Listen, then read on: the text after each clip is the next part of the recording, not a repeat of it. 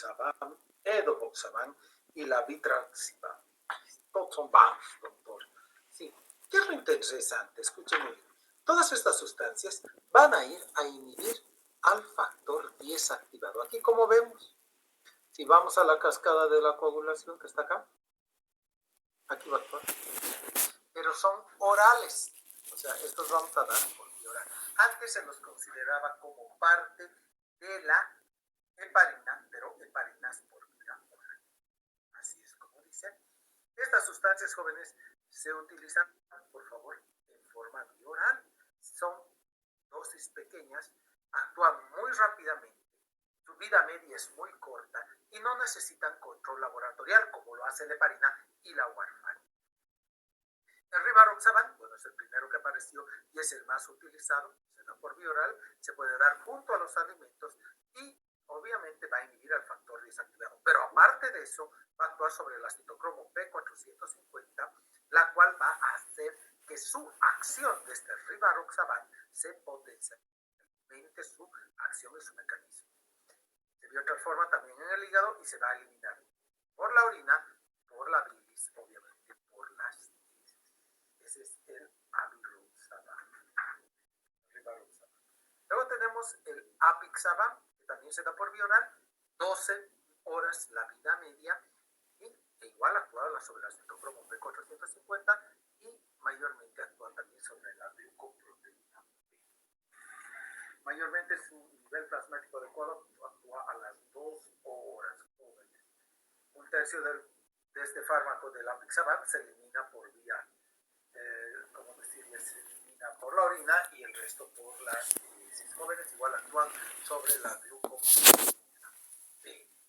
¿Listo? Y va a tener cierto grado de afección o de alterar, al igual que el rivaroxaban, a las funciones hepáticas y en parte renales, jóvenes. Ahora vamos a ver al edoxaban. El edoxaban igual es una sustancia que ha sido aprobada por la FDA, jóvenes, y se la utiliza principalmente a una vez al día por vía oral y rápidamente biotransformados, vida media de 1 a 2 horas, jóvenes, y como todos ellos actúan sobre el citocromo P450CYA3A4. Y el betrixaban, que es el último que ha aparecido, es un inhibidor del factor 10 activado que se da una sola vez al día. Por vía oral tiene una, escúcheme bien, tiene una biodisponibilidad del 34% y su vida media es de 19 a 27 horas, o sea que por eso damos una vez al día. No se da con los alimentos, porque disminuye hasta un 70% lo que se va. Se utiliza igual como inhibidor de la glucoproteína P y obviamente se excreta principalmente por el hígado y un poco por los riñones. Estos son los de este tipo. ¿En qué los utilizamos? ¿Cuáles son sus aplicaciones o indicaciones? El rivaroxaban, jóvenes, se lo utiliza en el ACV isquémico, en la presencia de fibrilación auricular, en tromboembolias venosas profundas. La dosis que manejamos puede ser de 10 miligramos una vez al día por vía oral. Obviamente se utiliza durante un tiempo de 35 días si es que existe se puede decir una cirugía de cadera en la que el paciente puede estar mucho tiempo no postrado pero con limitación de la actividad, porque ahora les cuento que los operan de la prótesis de cadera y a los 2 días ya están caminando y a los 5 ya están en su casa conduciendo. Es ahora sí la tecnología, jóvenes, que vamos a hacer, pero hay que tener eso cuidado. El apixaban está indicado también para prevenir ACVs isquémicos por fibrilación auricular. Esa es una de las causas. También puede producirse en prótesis valvulares, en pacientes que están con prótesis especialmente articulares como se rodilla y cadera. Se maneja mayormente la dosis de 5 a 10 miligramos 2 veces al día para la fibrilación auricular. El edoxaban está también aprobado, como todos ellos, para prevenir fenómenos isquémicos, especialmente ACVs isquémicos por cualquier causa, especialmente por la fibrilación auricular. Se puede administrar después de que se ha utilizado la heparina de baja peso molecular, se puede utilizar el edoxaban, 30 miligramos una vez al día. Y el petrixaban, jóvenes, para profilaxis igual de fenómenos de tromboembolia después de utilizado la heparina. Jóvenes, una dosis de 160 miligramos por viral una vez al día y después 80 miligramos una vez al día con un sistema de... Eso es lo que tenemos que hacer. Ahora, ¿cómo se puede evaluar la acción de estas sustancias? Mayormente es midiendo la porción 10 activada en el plasma. Obviamente eso cuesta más carito y hay que tener mucho cuidado porque obviamente son pruebas que demoran bastante en hacerse, no se hacen al tiro, jóvenes, ¿ya? Entonces, mayormente se llama la anti-X, o sea, el factor anti-XA. Obviamente, el adaxanet alfa es una molécula que es como un señuelo para ver la acción de estas sustancias. Mayormente hay que tener este anti-xanet alfa como una sustancia que va a revertir la acción de estas sustancias inhibidoras. Ahora tenemos otras sustancias que son los inhibidores directos de la trombina, que están divididos en dos partes, parenterales y orales. Los parenterales, aunque no lo crean, derivan de una molécula llamada idurina. Esta idurina deriva directamente de la molécula secretada por la sanguijuela para poder chupar la sangre. Esta idurina es un inhibidor específico y de tipo irreversible de la trombina. ¿Cuál es la trombina? ¿Se acuerdan? El factor 2 activado. Eso es lo que hace la idurina.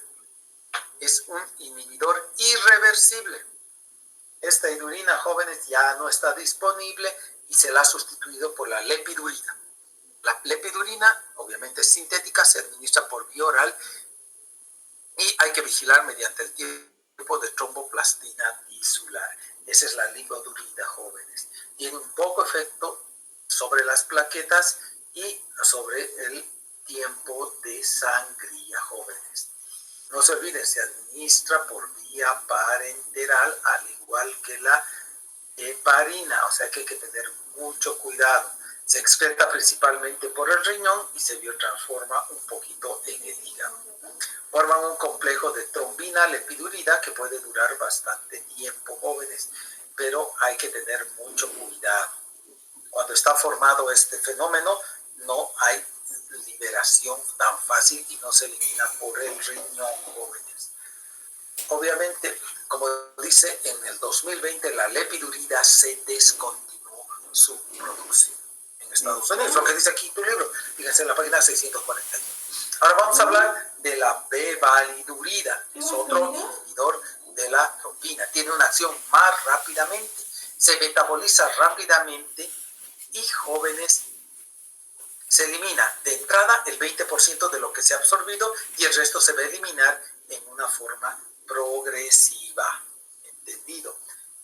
También inhibe la acción de las plaquetas. Se lo ha utilizado para manejo de la angioplastía coronaria percutánea. O sea, quiere decir que cuando te van a poner mediante punciones y van a abrir tus coronarias, se utiliza como anticoagulante a esta bivalturina. Luego tenemos al argobatram, es un inhibidor específico de la trombina. Lo utilizamos cuando hay trombocitopenia producida por la heparina. Bueno, la gran mayoría de ellos se lo utiliza cuando la heparina produce esa trombocitopenia como efecto adverso. Por eso estas son sus indicaciones. Igual está indicada para el uso de la angioplastía coronaria, obviamente transcutánea, y en fenómenos isquémicos por fibrilación auricular. Listo, hay que tener mucho cuidado. ¿Por qué? Porque va a producir índices elevados, que quiere decir que va a aumentar la acción que tiene la warfarina. En tu libro dice esto que dice, miren bien, los pacientes se ha demuestran INRs elevados, lo que significa la transición de warfarina a niveles más elevados. Entonces hay que tener mucho cuidado. Entonces tenemos ¿cuáles?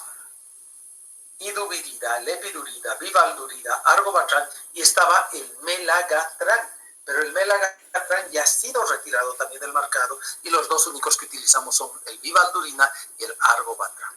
Luego tenemos de inhibidores directos, pero por vía oral, al mesilato de etexidato de dabigatran. Miércoles, parece bíblica, hay tan unos nombrecitos raros.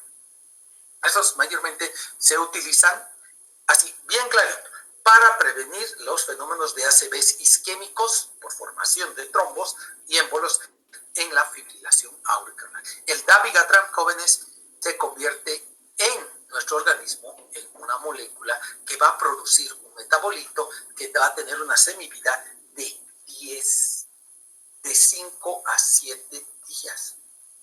¿Entendido? Este etuxilato, meticilato de dabigatran se convierte y tiene una vida media como tal de 12 a 17 días, pero su efecto va a durar hasta 5 a 7 días, jóvenes. Mayormente hay que tener mucho cuidado porque estas sustancias van a entrar después del empleo de la heparina de bajo peso molecular. ¿Cómo actúa? Actúa sobre el sustrato de la bomba de glucoproteína B. Lo malo de esta sustancia por vía oral es que puede producirnos hemorragias si el paciente es mayor a 75 años. O sea que hay que tener mucho cuidado. Listo. Ahora, evaluación de estos fármacos, especialmente de los inhibidores directos de la trombina. Mayormente lo hacemos mediante el tiempo parcial de tromboplastina tisular. Así es como vamos a regular la acción. Este dabigatran, principalmente damos 150 miligramos cada 12 horas. Y se puede utilizar el tiempo parcial de tromboplastina y el tiempo de tromboplastina. Esas son las dos formas como vamos a controlar, señores míos, esta sustancia. Por favor, así es como vamos a utilizar. No se olviden, manejamos por vía oral. Vamos a utilizar el tiempo parcial de tromboplastina tisular y tiempo de protrombina. Lo mismo vamos a utilizar para los inhibidores parenterales.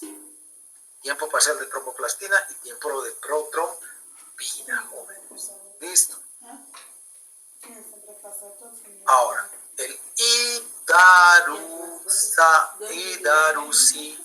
idarucizumab, el nombrecito, es un anticuerpo monoclonal fragmentado, jóvenes, que va a ser el antagonista, o sea, va a bloquear al dabigatran. O sea que utilizamos un anticuerpo monoclonal para neutralizar al dabigatran.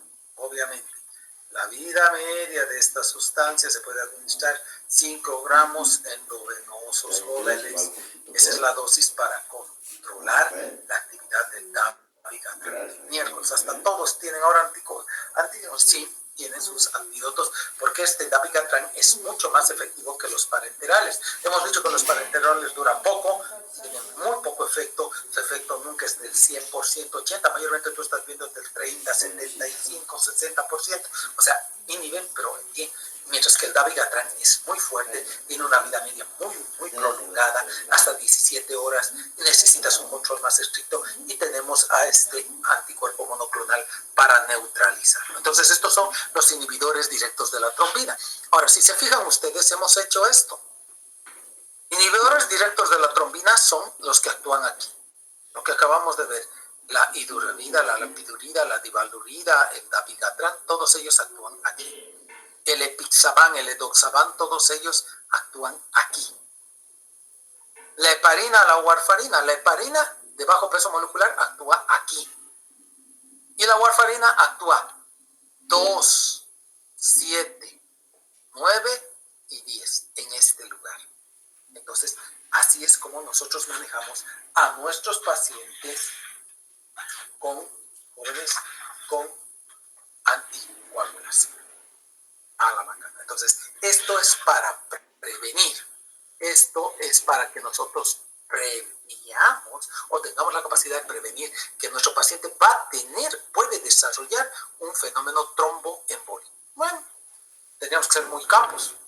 Pero ¿cuándo yo voy a prevenir? Cuando el paciente, ya les he dicho, está enfermo, está postrado, tiene cáncer, tiene varices, tiene insuficiencias venosas, tiene alteraciones en la superficie, tiene dislipidemias, tiene colesterol elevado, es obeso, come mucha grasa, está con infecciones, está con fiebre, tiene cáncer, recibe nutriciones parenterales, tiene, digamos, tal vez cirugías grandes, tiene, digamos, inserciones de catéteres, tiene antecedentes familiares, toma anticonceptivos y yo puedo ir previniendo eso. Ahora, si el paciente ya me ha tenido infartos, ACVs, ¿qué más quieren que ha tenido mi paciente? De todo, ya le tengo que dar por norma, pero siempre controlando. Y no se olviden, warfarina, tiempo parcial de tromboplastina, heparina, tiempo de protrombina. Para los inhibidores orales directos del factor 10, Epixaban, Doxaban, Robixaban, vamos a dar titulación del factor 10. ¿No ven? ¿Hemos dicho eso o no hemos dicho? ¿Y cómo vamos a revertir? Poniéndole factor 10, sangre coagulada, todo eso. Ahora, para los inhibidores, aquí está, indirectos de la trombina, bueno, hemos dicho el anti-ELISA, o sea, antiinhibidor de las moléculas bloqueadoras de ELISA. Y los inhibidores directos de la proteína, de la trombina, hemos dicho cómo se va a controlar mediante el tiempo parcial de tromboplastina tisular o mediante, que hemos dicho, la protrombina. Los dos se tienen que pedir.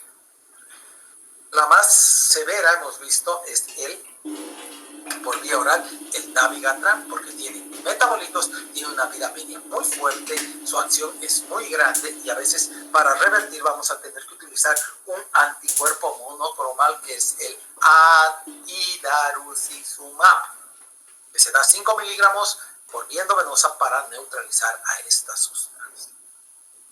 Wow, doctor. O sea que fíjense que los anticoagulantes no son tan sencillos de manejar. Y vamos a ver ahora a otro grupo, pero ya no estamos hablando para prevenir la coagulación del paciente, sino vamos a hablar para qué, para ya destruir ese trombo o ese émbolo que ha ido a obstruirnos un vaso sanguíneo.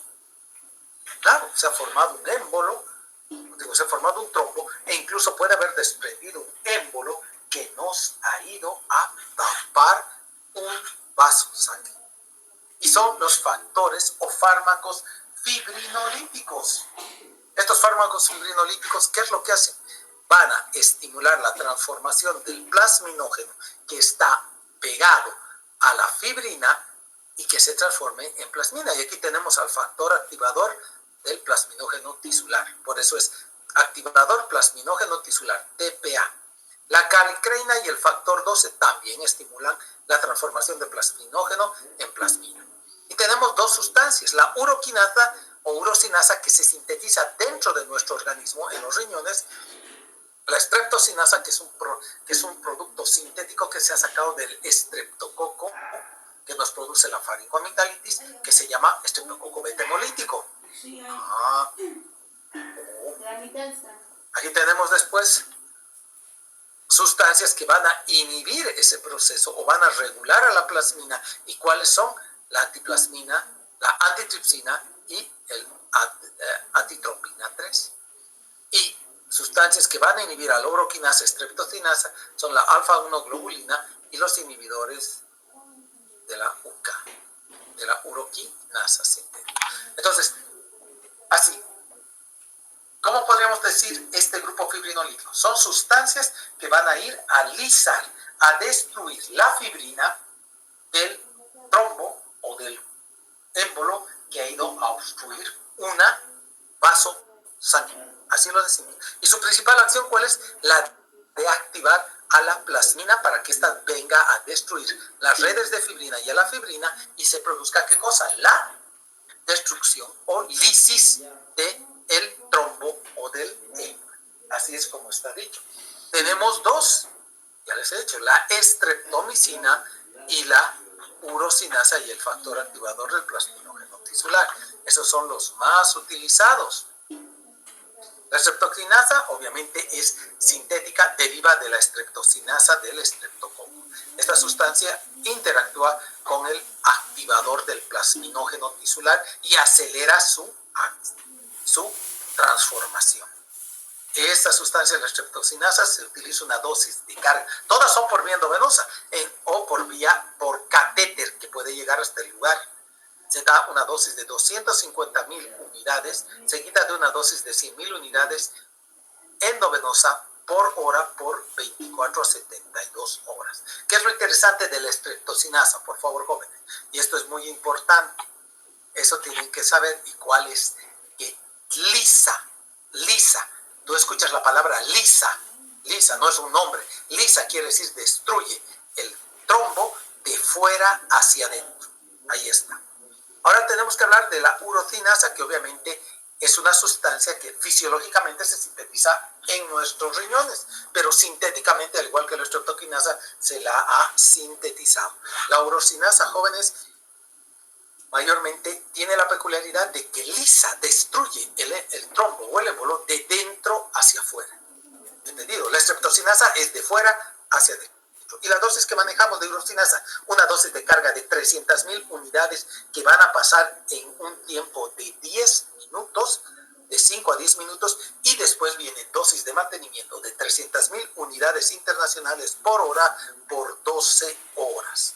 Entonces, 300.000 unidades EV o intracoronarias o intraarteriales en 10 minutos y 300.000 unidades como sostén que van a pasar por hora durante un lapso de 12 horas. No puedes utilizar más, mientras que la streptocinasa puedes utilizar hasta 24 a 72 horas. ¿Entendido?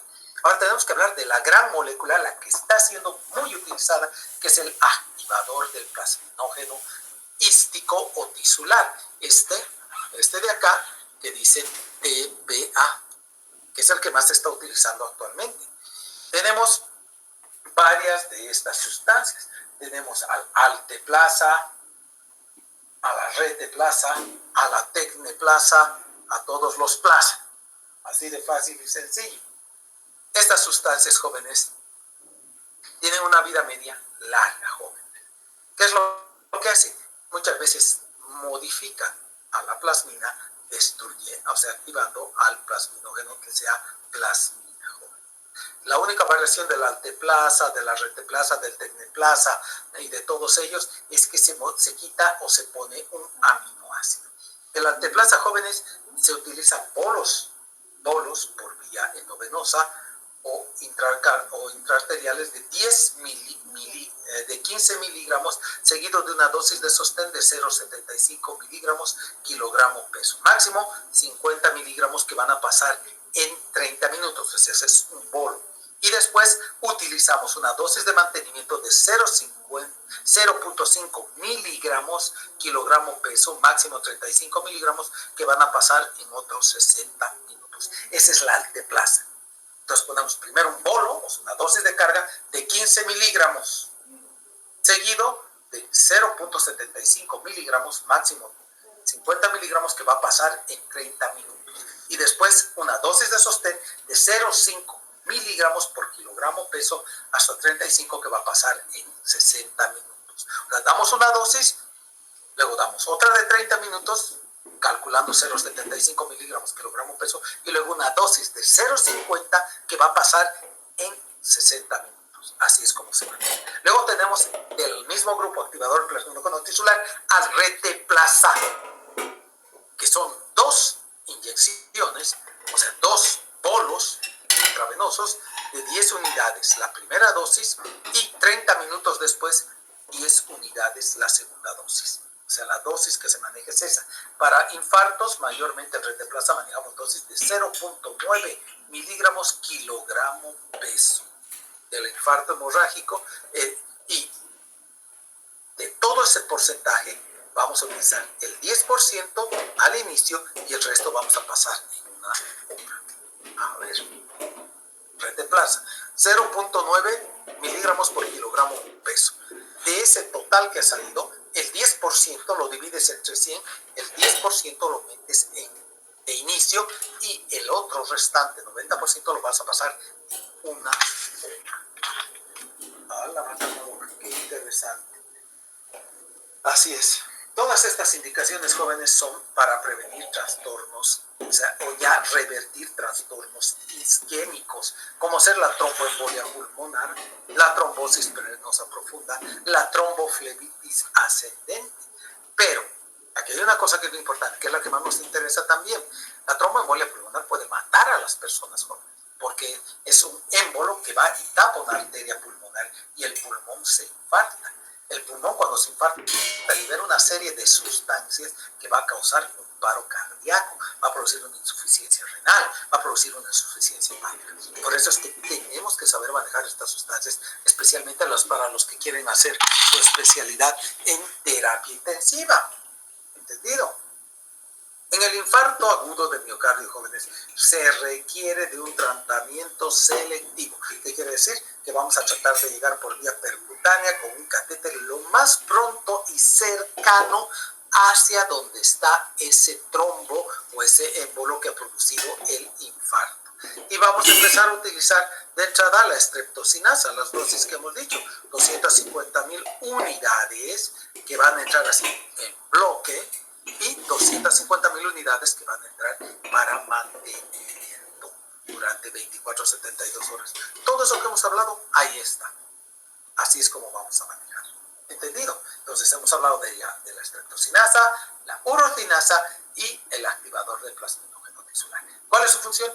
Destruir, lisar la fibrina y lisar los... ¿Dónde dejó mi celular? Y lisar los trombos o émbolos que han ido a obstruir los vasos sanguíneos. Ahora vamos a hablar de farmacología. ¿Dónde dejó mi celular? ¿Dónde lo habré dejado? Vamos a hablar de otro grupo que son los antiplaquetarios. Página 642. Farmacología de los antiplaquetarios. ¿Cuál es la acción de los antiplaquetarios, jóvenes? Es evitar que las plaquetas liberen sus sustancias y se activen para formar el tablón plaquetario, o sea, la primera etapa de la formación del trombo o de la coagulación. Eso es lo que nosotros vamos a utilizar. No se olviden que tenemos que en esto de los factores de la activación, vamos a ver que se van a utilizar colágeno, trombina, catecolaminas, se van a liberar prostaglandinas, el ADP, el tromboxano, la prostaglandina E2, la serotonina. Y una vez que han sido liberadas todas estas sustancias, viene un tercer grupo de sustancias que van a generar que la plaqueta por dentro se empiece a biotransformar, y son el ADP, el tromboxano A2, los nucleótidos, el GMP cíclico, el AMP cíclico principalmente, y el ion calcio. Y cada vez se van descubriendo más agentes que van a actuar en esa forma. Entonces nosotros vamos a empezar a utilizar sustancias que van a inhibir muchos de estos fenómenos y muchas de estas sustancias de activación de las plaquetas. Me olvidaba de una cosa antes de pasar a estos antiplaquetarios. Hay un grupo, aunque no lo crean, de sustancias, no estoy hablando fármacos, de sustancias que también tienen en cierta parte un grado de ser fibrinolíticos dentro de sus efectos, ahora adversos, pero antes eran efectos conocidos. ¿Y sabes cuáles son? Dentro de este grupo, el grupo de los dextranos, o sea, de las moléculas de glucosa. No es que tenemos glucosa al 5%, glucosa al 10%, glucosa al 33%, pero hay unas glucosas al 70 y al 75%, jóvenes, que son polisacáridos, jóvenes. Obviamente los utilizamos como expansores plasmáticos por la carga osmótica que producen para atraer y que se expande el plasma. También los utilizamos como antitrombóticos. Estas sustancias también actúan, en este grupo, inhibiendo la función y la agregación plaquetaria, e incluso pueden alterar la polimerización de la fibrina, o sea que la fibrina no se organice muy bien. Entonces vamos a tener un efecto anticoagulante y antiagregante plaquetario. Ahora, dentro de este grupo de antiplaquetarios tenemos al primero de ellos, a la ácido acetilsalicílico, cuya principal acción, ¿cuál es? Un ratito, es inhibir la síntesis de prostaglandinas y también de tromboxano A2, que hemos visto que es un vasoconstrictor y un antiagregante plaquetario. El ácido acetilsalicílico va a inhibir este fenómeno de agregación plaquetaria por 10 días, porque se inhibe en forma irreversible a la COX2 o ciclooxigenasa. La dosis que se maneja actualmente, según tu libro, va desde 100 miligramos hasta 350 miligramos para la profilaxis del infarto agudo de miocardio. ¿Entendido? Obviamente hay que tener mucho cuidado en el manejo de esto. ¿Por qué? Porque muchas veces puede aparecer enfermedades como ser sangrados. Y no se olvide, no se puede mezclar con la warfarina, no se puede mezclar con el ácido acetilsalicílico, con la indometacina ni el diclofenaco, no por sus efectos de gastroenteritis, no por potencia su acción antiagregante plaquetaria. Después tenemos que hablar de otro grupo de estos que son el tienopiridinas. Las tienopiridinas son un grupo especial de fármacos que son antagonistas irreversibles de la molécula de ADP. No se olviden que la molécula de ADP también se secreta, favorece la agregación plaquetaria y dentro de la plaqueta produce su biotransformación de estas sustancias. Dentro de este grupo tenemos a la diclopidrina, al famoso clopidogrel y al vasogrel. ¿Cómo actúan? Inhiben al ADP plaquetario dentro de la plaqueta y lo hacen en forma irreversible y aparte de eso van a antagonizar al receptor de ADP en la superficie. No afecta a las prostaglandinas, solo al ADP jóvenes y se usa mucho en los fenómenos de prótesis coronaria. La ticlopidina, que fue la primera en aparecer, se emplea mucho, es por vía oral, se da la dosis de 250 miligramos cada 12 horas y lo utilizamos en ACVs isquémicos transitorios por fibrilación auricular, en personas mayores y en endoprótesis. ¿Cuáles son sus efectos adversos de la ticlopidina? Náuseas, vómitos, diarreas, puede producir dispepsia, pero aquí vienen otros fenómenos como ser leucopenia, disminución de la concentración de leucocitos, puede producir hemorragias, púrpura trombocitopénica idiopática, un efecto de tipo inmunológico. Luego tenemos al clopidogrel, que es ahora el más utilizado de todos. Se utiliza para prevenir infartos o recurrencia de infarto agudo del miocardio, en anginas inestables, en apoplejías, en ACVs isquémicos transitorios, en angioplastías por infartos agudos del miocardio. Tiene diferentes dosis, mayormente si es el clopidogrel se utiliza en un paciente con infarto agudo de miocardio, podemos utilizar una dosis de 300 miligramos, una dosis grande, seguida de una dosis de 75 miligramos de sostenimiento, pero asociado a ácido acetilsalicílico, que pueden ser de 75 a 325 miligramos para prevenir la agregación plaquetaria. ¿Entendido? Tiene menos efectos adversos que el anterior, que la ticlopidina, pero sí produce púrpura trombocitopénica y puede producir neutropenia. Su efecto puede durar potenciado junto al ácido acetilsalicílico 7 a 10 días, por lo tanto hay que tener eso con mucho cuidado. Luego tenemos al vasogrel, que se da por vía oral, su mecanismo todo igualito al clopidogrel, solo es la dosis 60 miligramos de dosis de carga y 10 miligramos de dosis de sostenimiento, siempre asociado con el ácido acetilsalicílico. Luego tenemos al ticagrelol, que es un agonista reversible igual del ADP. ¿Entendido? Lo utilizamos en síndromes coronarios y su mecanismo es similar. Luego tenemos al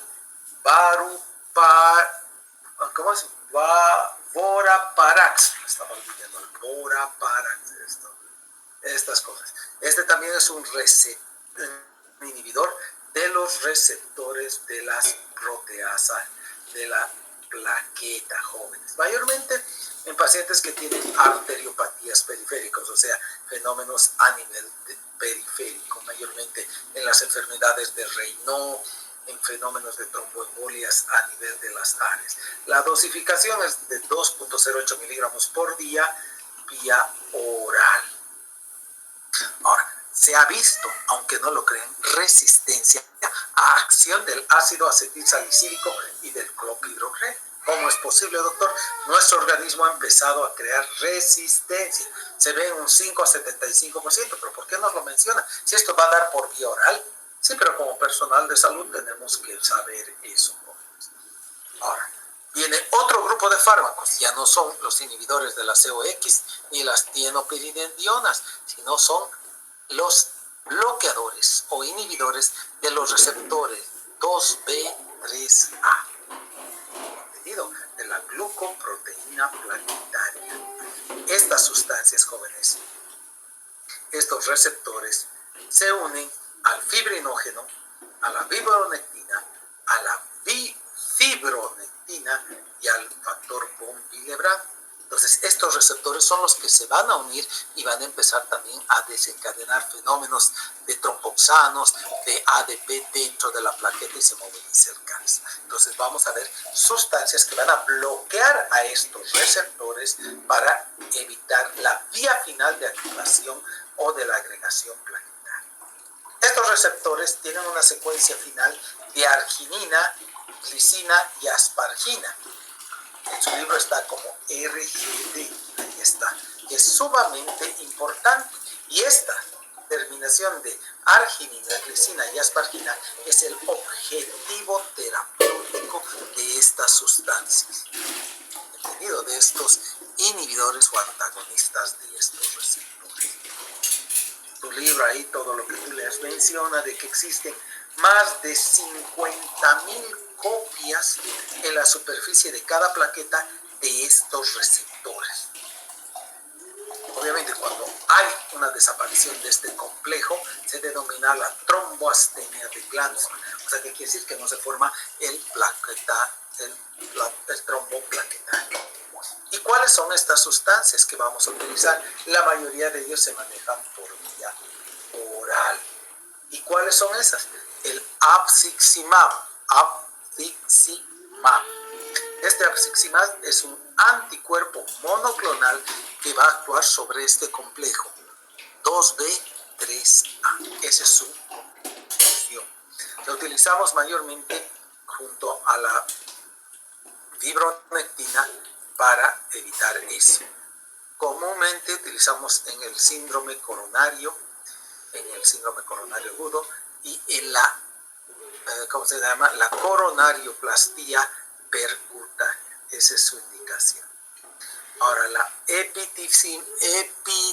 eptifixabite, que nombrecita, es un péptido cíclico que tiene variaciones en esta cadena de arginina-glicina, con lo cual va a producir una inhibición completa de este fenómeno y más bien va a estimular el sangrado. Esto se bloquea los receptores de fibronectina, jóvenes. Esta sustancia se desarrolló a partir del veneno de ciertas sustancias.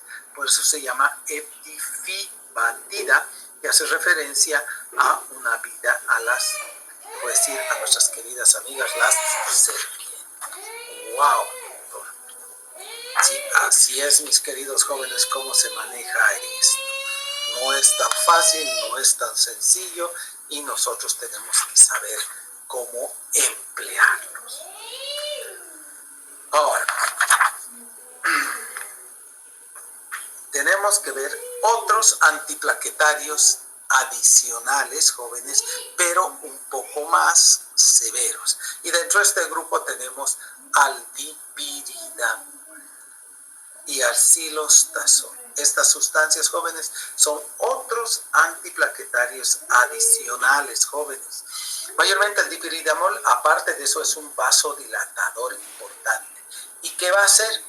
Va a inhibir la captura de adenosina y de GMP cíclico dentro de la plaqueta, lo cual va a evitar que ésta se produzca su agregación plaquetaria. Mayormente utilizamos en lesiones vasculares cerebrales asociadas al dipiridamol con el ácido acetilsalicílico. Luego tenemos al silostazol, que es un inhibidor potente de las fosfodiesterasa, especialmente de los GMP cíclico inhibidor. Esta sustancia va a promover una vasodilatación y una inhibición plaquetaria. Mayormente lo utilizamos para tratar la claudicación intermitente. Entonces, otros antiplaquetarios, dipiridamol, que es un vasodilatador, inhibe la recaptura de D-adenosina y GMP cíclico, y el otro es el cilostazol, que es un vasodilatador, pero va a inhibir a las fosfodiesterasas, especialmente al GMP cíclico. Los usos, ahora, ¿qué es lo más importante? La farmacología clínica que vamos a tener de estas sustancias. ¿En qué las vamos a utilizar? ¿Para qué las vamos a utilizar? Primero, las vamos a utilizar, jóvenes, en dos fenómenos importantes. En la trombosis venosa y, obviamente, en la trombosis arterial. La trombosis venosa, jóvenes, como hemos visto, está dividido en varios grupos. Miren, factores de riesgo. Tenemos los trastornos hereditarios, ¿no? ¿Qué quiere decir? Pueden ser enfermedades de tipo dislipidémico, porque hay personas que transmiten este fenómeno a nuestros hijos, alteraciones en el factor 5 de la coagulación, el síndrome de Leiden, la mutación de la protrombina, que van a producir riesgos muy elevados que aparezcan trombosis. ¿Entendido? Las enfermedades adquiridas mayormente pueden deberse por algunos patrones o alteraciones, como ser trastornos cardíacos, como ser la fibrilación auricular, ni hablar la fibrilación ventricular, cánceres, tiempo prolongado, dislipidemias, todo lo que se ha dicho, fiebre, enfermedades, todo eso que nos van a favorecer la presencia de una trombosis venosa. Ahora, ¿qué pasa? ¿Cómo manejamos la trombosis venosa? Mayormente se ha hablado de un tratamiento de prevención.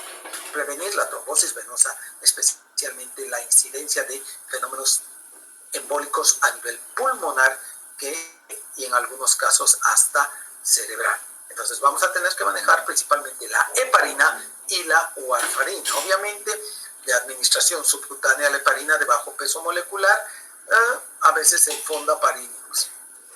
¿Listo? Muchas veces se puede utilizar la warfarina, pero en forma preventiva. Nunca olvídese, controlando laboratorialmente estas sustancias. Ahora vamos a tener las trombosis de la enfermedad ya establecida. Nos ha dado una trombosis venosa que ya está establecida. O sea, ya hay un trombo ahí, está obstruyendo completa o la mayoría de las veces parcialmente una vena profunda. Esto vemos mucho en los pacientes mayores que tienen problemas de la famosa insuficiencia venosa, lo que ordinariamente conocen las varices, pero aquí estamos hablando de profundas, no superficiales. Entonces ahí vamos a utilizar heparina no fraccionada, heparina de bajo peso molecular los primeros 5 a 7 días, y después vamos a pasar a la warfarina, que puede quedarse semanas, 6, 5 semanas, incluso meses. No se olvide, la warfarina atraviesa la barrera placentaria, produce daño en la médula ósea del niño, incluso puede causar hemorragias. Por lo tanto, hay que tener mucho cuidado en el primer trimestre del embarazo, principalmente en las mujeres que están embarazadas. Y aquí viene a la que más miedo le tenemos, a la trombosis arterial. Esa trombosis arterial quiere decir que se te obstruye una arteria. Al obstruirse una arteria, listo, se acabó. Viene una alteración en la irrigación sanguínea y el paciente y el órgano puede morir. Mayormente hay un fenómeno de prevención de la trombosis arterial, especialmente cuando el paciente tiene alteraciones, sospechas de aterosclerosis, como ser dislipidemias, es un paciente que fuma, es un paciente obeso que tiene vida sedentaria, para lo cual vamos a tener que dar sustancias en forma profiláctica. Ahí vamos a poder utilizar a este grupo el ácido acetilsalicílico, el clopidogrel, la diclopidina, todos ellos para evitar la agregación plaquetaria. No se olviden, en las arterias los trombos son de color blanco, mayormente son plaquetarios. No se olviden de ello. Se puede utilizar hasta el pasugrel. ¿Entendido? Ya cuando esté establecido el infarto, tenemos que utilizar los fibrinolíticos para abrir y después empezar a utilizar los otros tipos de sustancias. ¡Wow, doctor! ¡Qué interesante! Si se fijan, es bien interesante. Ya estamos en un lugar muy adecuado. Ahora, jóvenes, vamos a empezar con este otro grupo. Vamos a hablar ahora con la otra parte. ¿Les parece si hacemos un pequeño receso? Porque acabamos de ver todo lo que es anticoagulación, comprendido, contra el coágulo. ¿Me entienden? Así estamos ahorita, para destruir el coágulo, para evitar la formación del coágulo, para evitar la formación del tapón plaquetario, todo. Ahora, un punto aparte, 2 minutos para que respiren, piensen y se olviden de esto. No se olviden completamente, sino pongan una barrera, porque ahora vamos a hablar fármacos utilizados en trastornos hemorrágicos. ¿A qué se refiere? Fármacos que utilizamos para prevenir las hemorragias. O sea, es el otro lado de la figura. Hace rato estábamos previendo la formación de trombos y émbolos, o sea, de coágulos. Ahora vamos a poner una barrera y vamos a empezar a hablar de fármacos que vamos a utilizar cuando hay hemorragias y nosotros queremos controlar la hemorragia, que es lo que nos interesa a nosotros. Nada más y nada menos. Entonces, 2 minutos, jóvenes.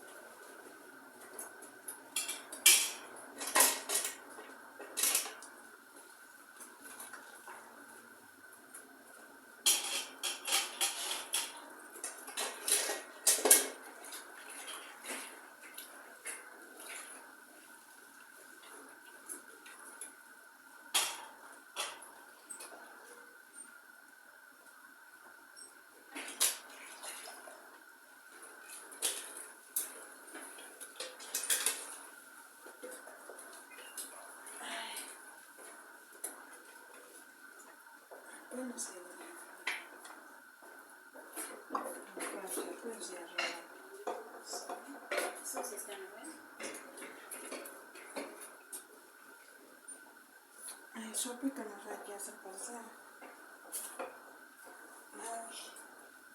Ayer sí me sonó. Ahora me sonó. En la noche me hablo.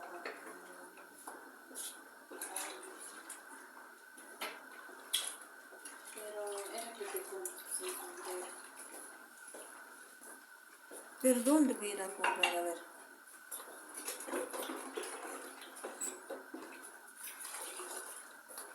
¿Dónde? ¿Qué no voy a ir a comprar por ahí?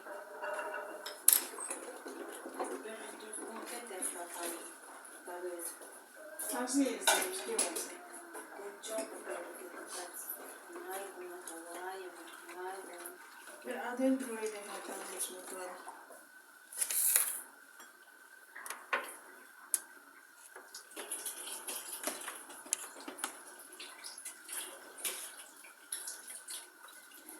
Ay,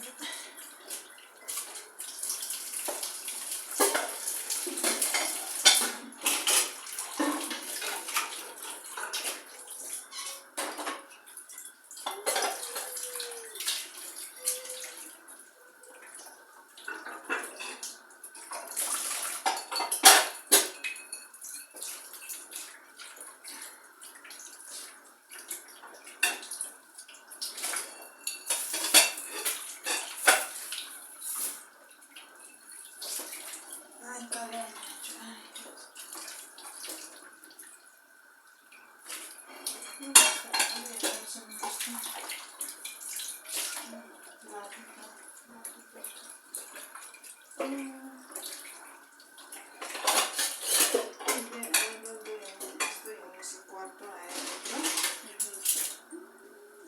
A ver. Yo como ella lo descubrí así, ha dormido unos 40 años. Sí.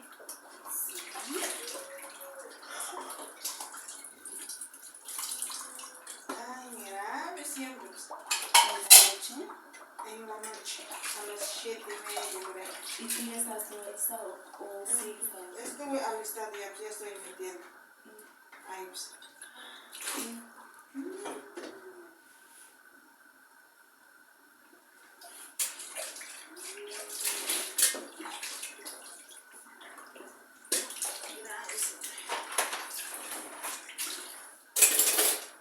Después,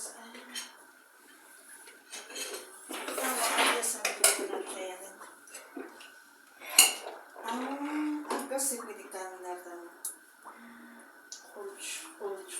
Hasta aquí me está llegando. Ay. ¿En serio? Mira, me queda tanto caminar.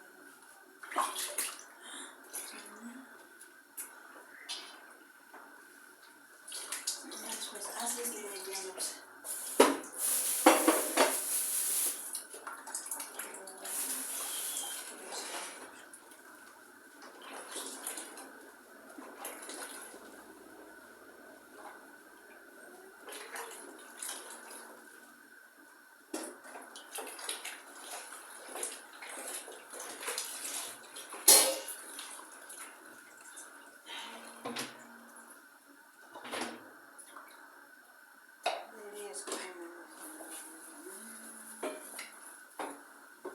Todo me cambiaron mojado. Más bien, pero que no ha vivido un día así, pues Vivía sin obra de podría vender en los hospitales.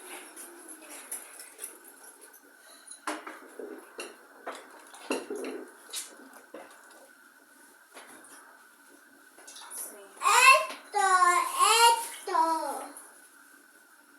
Aquí está.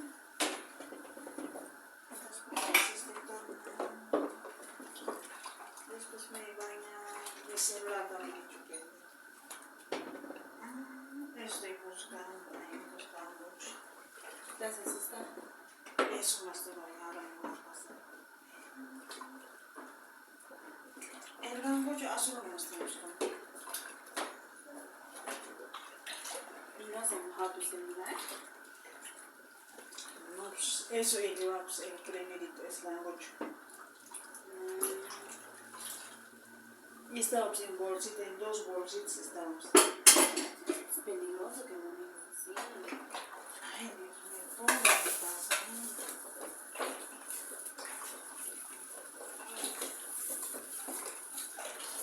Todos me pensan. Bueno, jóvenes, retornamos. Ahora, como les adelanté, vamos a ver la parte en la que vamos a favorecer, estimular la coagulación. ¿Pero por qué, doctor? Porque hay enfermedades también que producen sangrados. Estamos viendo cuáles. La coagulación intravascular dice, mira, a ver, doctor, eso no produce sangrado. Me van a decir, jóvenes, al consumirse los factores de la coagulación, no es que se produce un trombo en todos los arterias, se lo hace en un lugar localizado y el resto empieza a sangrar. Entonces vamos a tener que favorecer la coagulación. Es un trastorno hemorrágico, tenemos que favorecer la coagulación. Aparte de eso, también hay enfermedades como cuáles. Ya se imaginarán, pues, la hemofilia tipo A, la hemofilia tipo B y varios otros factores que causan sangrado. Entonces nosotros vamos a utilizar sustancias con la finalidad exclusiva de estimular la formación